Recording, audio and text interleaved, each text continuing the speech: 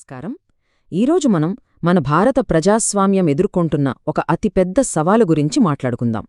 అదే మన న్యాయ వ్యవస్థలో పేరుకుపోయిన కోట్ల కొద్ది కేసులు. ఒక్కసారి ఆలోచించండి, ఒక చిన్న తీర్పు కోసం ఏళ్లకు ఏళ్లు దశాబ్దాల పాటు ఎదురుచూడాల్సొస్తే ఎలా ఉంటుంది? ఇది ఊహ కాదు, లక్షలాది మంది భారతీయులు ఎదుర్కొంటున్న నిజం. ఈ లెక్కలు చూస్తే నిజంగా షాక్ అవ్వాల్సిందే. లేటెస్ట్ డేటా ప్రకారం మన సుప్రీంకోర్టులోనే పెండింగ్లో ఉన్న కేసులు ఎప్పుడూ లేనంతగా 88,417కి చేరాయి. దేశంలోనే అత్యున్నత న్యాయస్థానం పరిస్థితే ఇలా ఉంటే ఇక మిగతా కోర్టుల సంగతేంటి? అయితే ఇది జస్ట్ ఒక చిన్న శాంపుల్ మాత్రమే. ఇక హైకోర్టుల వైపు చూస్తే అక్కడ పరిస్థితి ఇంకా దారుణం. దాదాపు 63 లక్షల కేసులు పెండింగ్లో ఉన్నాయి. అంటే సుప్రీంకోర్టుతో పోలిస్తే దాదాపు 70 రెట్లు ఎక్కువ కేసులు కేవలం హైకోర్టులలోనే ఉలుగుతున్నాయి. ఇక జిల్లా కోర్టుల విషయానికొస్తే నమ్మలేని నిజం, ఏకంగా 4.6 కోట్ల కేసులు పెండింగ్లో ఉన్నాయి. నేషనల్ జ్యుడిషియల్ డేటా గ్రిడ్ చెప్తున్న ఈ నంబర్లు కేవలం అంకెలు కాదండి, అవి న్యాయం కోసం ఎదురుచూస్తూ ఏ తీర్పు రాక మధ్యలో నలిగిపోతున్న లక్షలాది మంది జీవితాలు. సరే, ఈరోజు మనం ఈ సమస్య లోతుల్లోకి వెళదాం. ముందుగా ఈ సంక్షోభం ఎంత పెద్దదో చూశాం కదా. ఇక మన సిస్టమ్ ఎందుకిలా ఆగిపోయింది? దీనివల్ల మన సమాజంపై ఎలాంటి ప్రభావం పడుతోంది?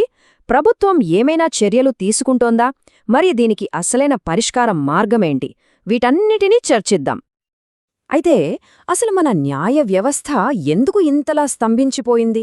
దీని వెనుకున్న అసలు కారణాలేంటో ఒక్కొక్కటిగా చూద్దాం. మొట్టమొదటి అతిపెద్ద కారణం మనకు సరిపడ జడ్జీలు లేకపోవడం.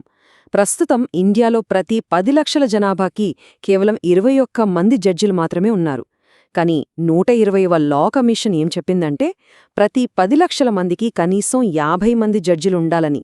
అంటే మనకవసరమైన వాళ్లలో సగం కన్నా తక్కువ మందితోనే నెట్టుకొస్తున్నాం. మరి కేసులెలా ముందుకు వెళ్తాయి? ఇక రెండో కారణం చాలా ఆసక్తికరంగా ఉంటుంది. కోర్టుల్లో ఎక్కువ కేసులు వేసేదెవరో తెలుసా? ప్రభుత్వమే. అవును, ట్యాక్స్ గొడవలు, ఉద్యోగుల సమస్యలు, భూసేకరణ ఇలాంటి వాటిల్లో ప్రభుత్వ సంస్థలే ఒక పార్టీగా ఉంటాయి. అంచనాల ప్రకారం మన కోర్టుల్లో ఉన్న కేసుల్లో దాదాపు 50% కేసుల్లో ప్రభుత్వమే ఒక పక్షం. మరి ప్రభుత్వమే కోర్టుల్ని నింపేస్తుంటే సామాన్యుడికి న్యాయం ఎప్పుడు దొరుకుతుంది? మూడోది మన సిస్టంలోనే ఉన్న కొన్ని లోపాలు.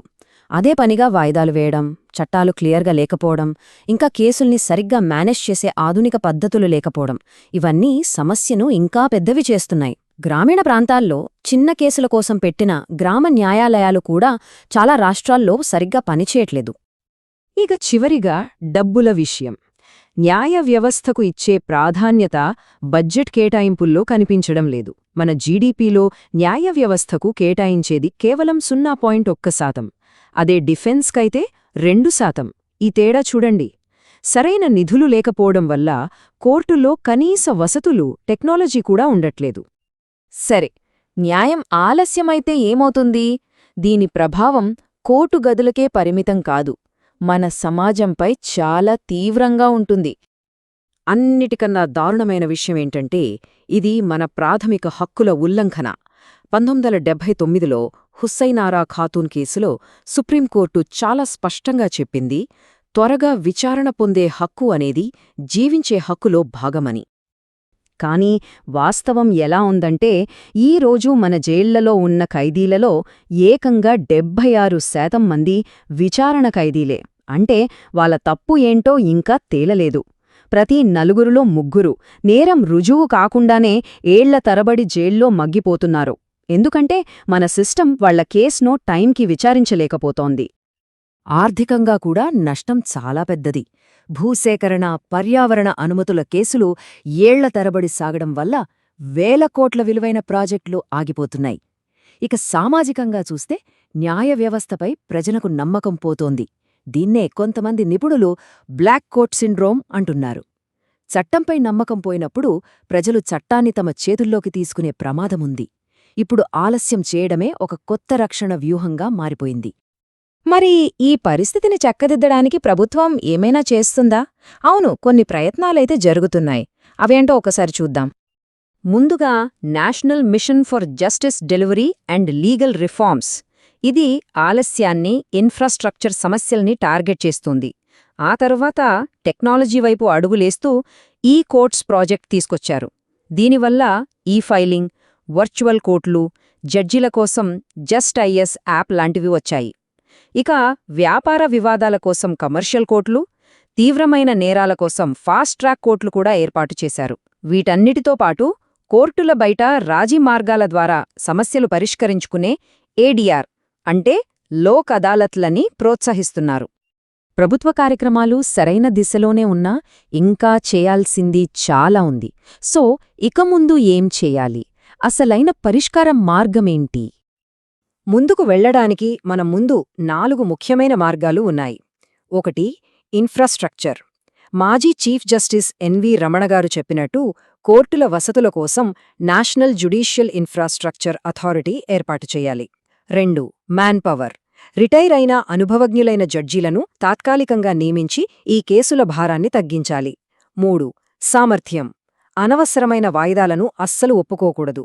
కోర్టులకు వార్షిక లక్ష్యాలు పెట్టి వాటి పనితీరుని సమీక్షించాలి. ఇక 4వది టెక్నాలజీ. కేసుల నిర్వహణలో ఆర్టిఫిషియల్ ఇంటెలిజెన్స్ లాంటి టెక్నాలజీని వాడాలి. చివరిగా చెప్పేదేంటంటే, ఒక బలమైన న్యాయ వ్యవస్థే ఆరోగ్యకరమైన ప్రజాస్వామ్యానికి వెన్నెముక. రాజీ మార్గాలను ప్రోత్సహించడం, ప్రభుత్వ కేసులను తగ్గించడం, కోర్టులను ఆధునీకరించడం ఇలాంటివన్నీ చేస్తేనే మనం న్యాయం ఆలస్యం అయ్యే పరిస్థితి నుంచి న్యాయం అమలయ్యే పరిస్థితికి మారగలం. ఈ సమస్య కేవలం కోర్టులది కాదు, మన ప్రజాస్వామ్యం యొక్క భవిష్యత్తుకు సంబంధించినది. న్యాయదేవత త్రాసు ఆలస్యమనే బరువు కింద కూరుకుపోయినప్పుడు ఒక దేశం నిజంగా అభివృద్ధి సాధించగలదా? ఈ ప్రశ్న మనందర్నీ ఆలోచింపజేయాలి.